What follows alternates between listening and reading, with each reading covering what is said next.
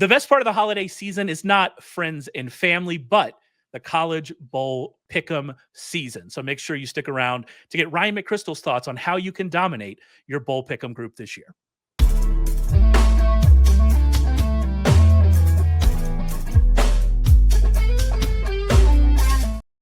What is up, everybody? This is Sharp Football Analysis. My name is Raymond Summerlin, and I am joined today by the one, the only, our college football expert, Ryan McCrystal, to talk about my one true love, and that is Bowl Pick'em pools. How are you doing, Ryan? I'm doing great. It's the most wonderful time of the year. I really do love bowl season. I have this. I remember, high school and college winter breaks, just sitting watching ESPN all day. Yep. All of these series of bowls, playing in the bowl pick'em pools. It's a wonderful time, and I absolutely adore bowl season. We both do. That's why we're here talking to you. And actually, Ryan has something wonderful over at the website, Sharp Football Analysis. He's going to go through every single bowl game, give you a pick, give you his rationale for every game. We'll go a little bit deeper. There'll be some games that have their own articles. The college football playoff games will have their own articles. But the main college bowl pick'em article over at Sharp Football Analysis, it's going to have information about every game, about opt-outs, about all of that stuff. Ryan is going to spend a lot of time putting that together. He knows all of these teams backwards and forwards. He does his research. There's always good nuggets in there. Make sure you bookmark that page, go to Sharp Football Analysis and check it out. And, we do all of this work for you, but I asked Ryan to do it every year, mostly for me, because I want to dominate my pools because I just love them. Why do you love, I know that we kind of have come together on this. What is so wonderful about pick'em pools? Why do you just like these so much? Because it seems like we both just love. I like this, I think, more than the NCAA tournament. There's something about them, and I don't think enough people play them. So many more people play NCAA tournament, and this is just so much more fun to me. I think for the most part, the standalone nature of the games is what's fun. You'll just get a random Tuesday night in December where you've got two teams that you may have seen highlights of, or maybe even not even seen highlights of during the regular season. And you get to watch it play out. And even though the games often, when you're looking ahead, they kind of feel like they don't have any stakes. Once they kick off, everybody on the field cares. The games really do have stakes once the ball is in the air and the players are on the field. It matters to the guys that are out there. And so if you actually tune into the games and watch, you get a sense of that, feeling like this game really does matter in some weird way. Winning the Pop-Tarts Bowl and getting to celebrate with those mascots is really important to the players on the field. Once it kicks off, suddenly it becomes a big deal. It was the Bermuda Bowl 2 years ago where we got a full-on brawl on the field. Yeah, the Bahamas Bowl, I think. The Bahamas Bowl, that's what it was. Yeah, got a full-on brawl. Yeah, no, it means something, and I love it. I'm always looking for sports to watch. During the day while I'm working, get all these bowls, and just having skin in the game makes it fun. Having a rooting interest when Prairie View A&M plays is close to my heart. Prairie View A&M ranked one spot behind Penn State, I believe, in the recruiting rankings. So there you go. But close to my heart. But when they're playing, you're all right, this is just fun. It's wonderful. So we love pick'em pools. We're going to spend some time today talking about kind of strategy around those, some games that we're interested in. But every single game is going to be listed out in that article for Ryan. So make sure you check that out. Also head over to the website, head to sharp.football. Our college bowl package. In fact, all of our postseason packages are available right now. You can get them for our early bird special, which is $75 off. We've traditionally done very well in bowl season. We're 28-6 over the last 2 years in bowl season. So you don't want to miss out on that. Head over to sharp.football, get information on that early bird special. All right, let's get in and start talking about strategy. And I think the first place to start when you talk about bowl pick'em strategy is just understanding understanding your pool. Is it a big pool? Is it a small pool? What do I need to do? Is it a confidence pool, obviously, or does it have bonus points? That's really the place to start. And I think that pool size, how big it is really the first place to go when you're deciding, all right, how aggressive or how conservative am I going to be here?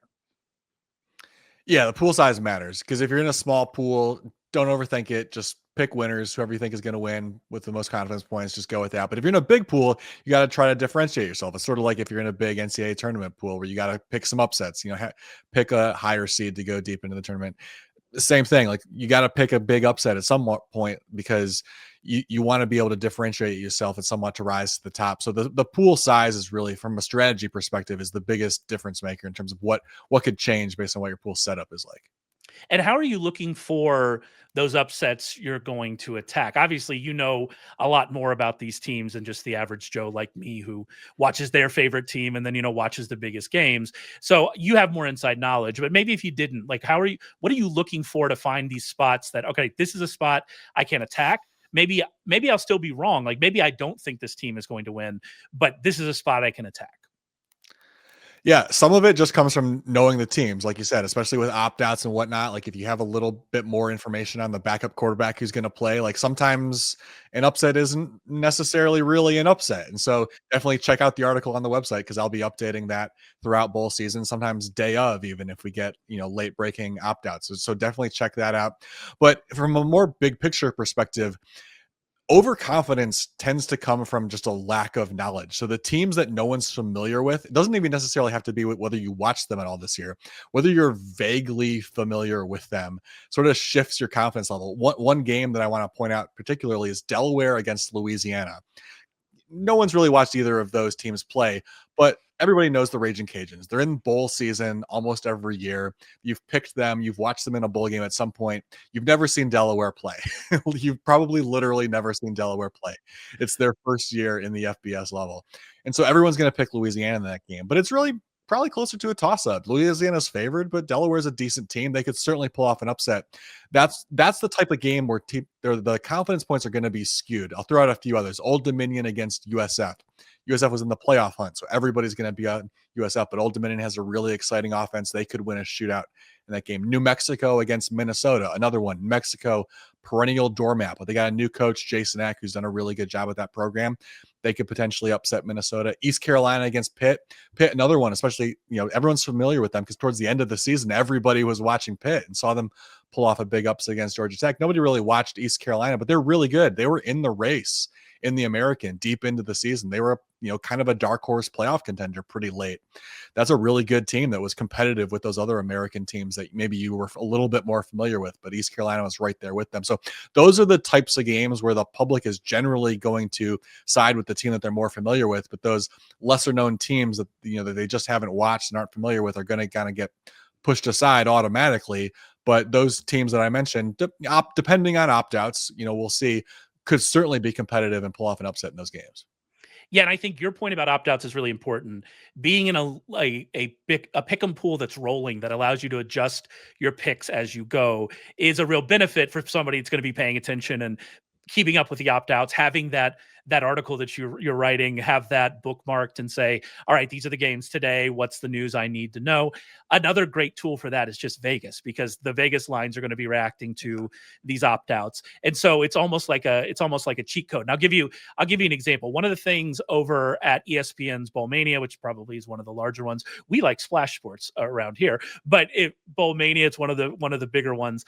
They actually tell you what percentage of entries are picking a team, which is very useful if you're trying to identify somebody that might be overvalued. I'll give you an example. UNLV is currently being picked by 90% of entries as we record this on the Tuesday evening before bowl season, over Ohio, and they're minus 180 on the money line against Ohio. UNLV is probably the right side of that, but minus 180 is a 64% implied probability, not a 90% implied probability, which suggests that the public is way too confident in UNLV winning that. And that doesn't even necessarily mean if you're in a confidence pool, you need to pick Ohio. You could still pick UNLV, but you pick them at a lower confidence. And that can give you some range, because if 90% of people are picking it, that you would suggest that means people are relatively confident in that game. And so you can use Vegas for this. Again, I would highly recommend you keep up to date with Ryan's articles as he goes through opt-outs as we get deeper and deeper into the month. But keeping up with that is really important. The one thing I wanted to ask you about, because you mentioned USF,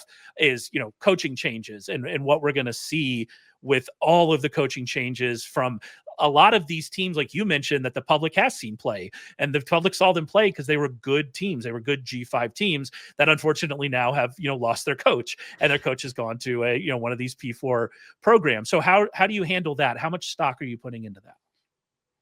And coaching changes in general, you're talking about? Yeah. Yeah, I think you just sort of gotta try to familiarize yourself with the program and try to gauge what the vibes are around the program. 'Cause it can have there can be a really huge range. I think most of the bigger Power Five programs, like a USF, for example, they know that their coach is probably going to leave if they have a good season, because the players are also probably going to leave if they have a good season.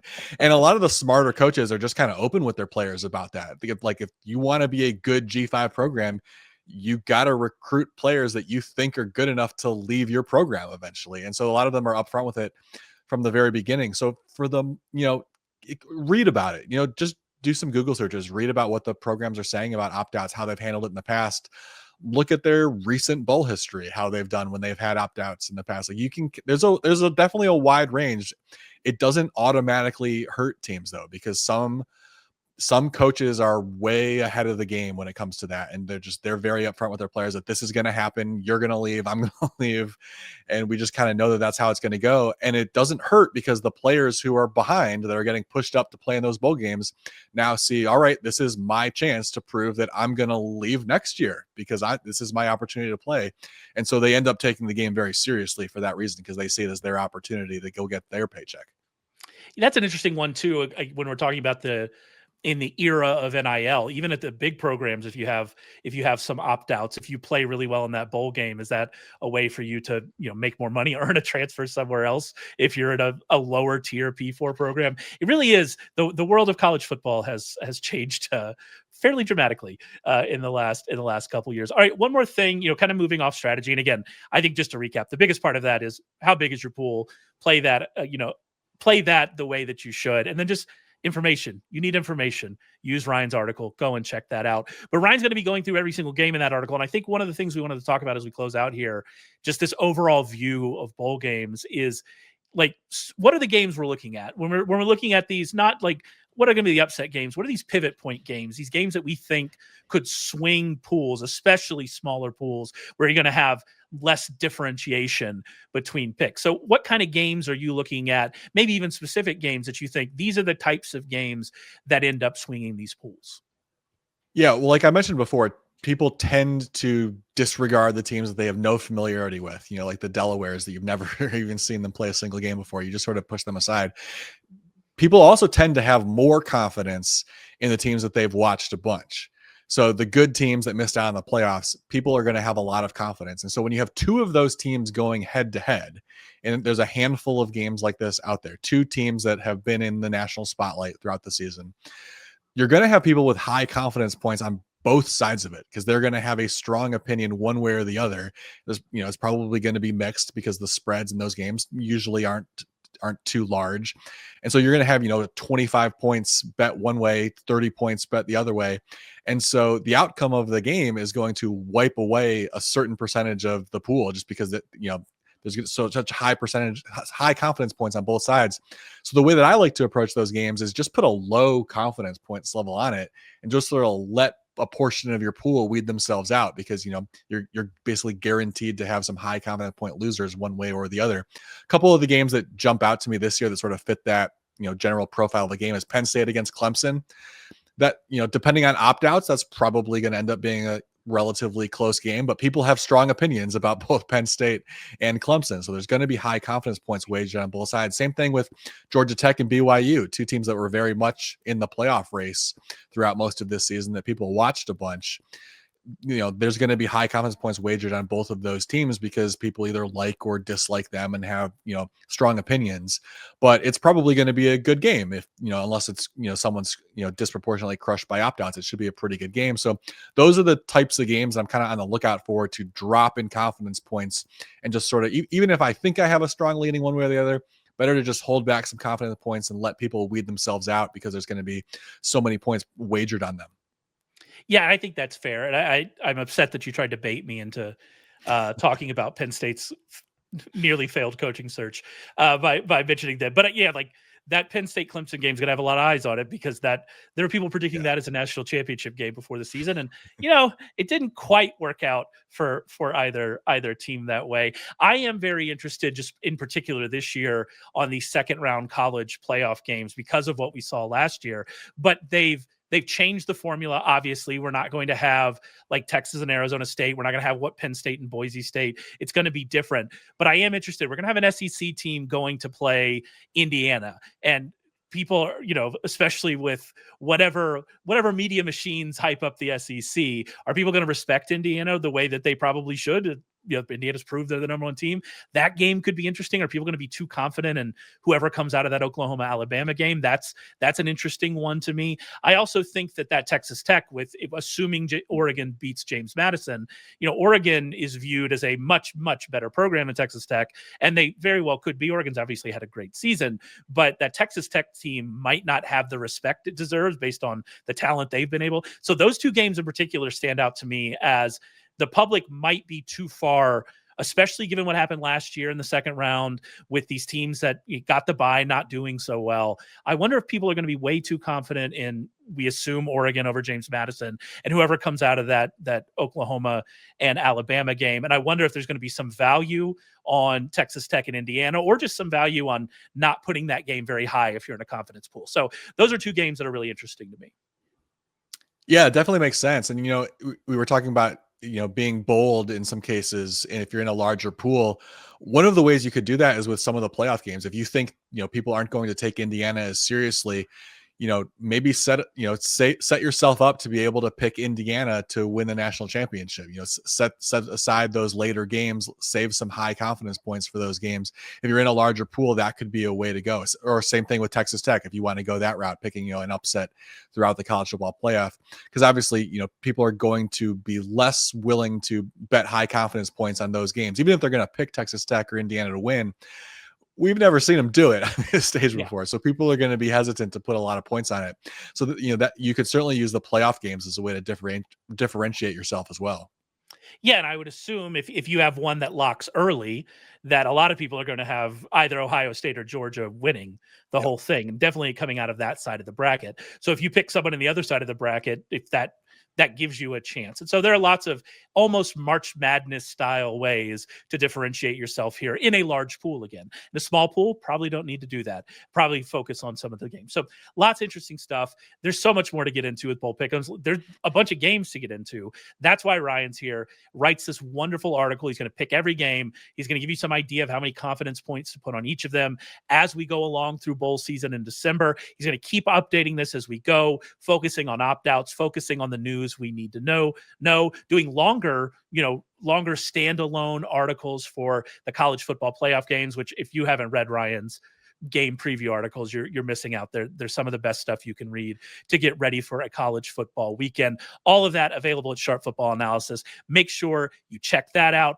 Make sure you check out our bowl package. Again, we do really well during bowl season. Traditionally, we've done exceptionally well over the last 2 years, 28-6, 82% winning. So make sure you go check the early bird special out on that, and subscribe to YouTube channel, subscribe wherever you're finding us, and we'll be back to talk with you soon.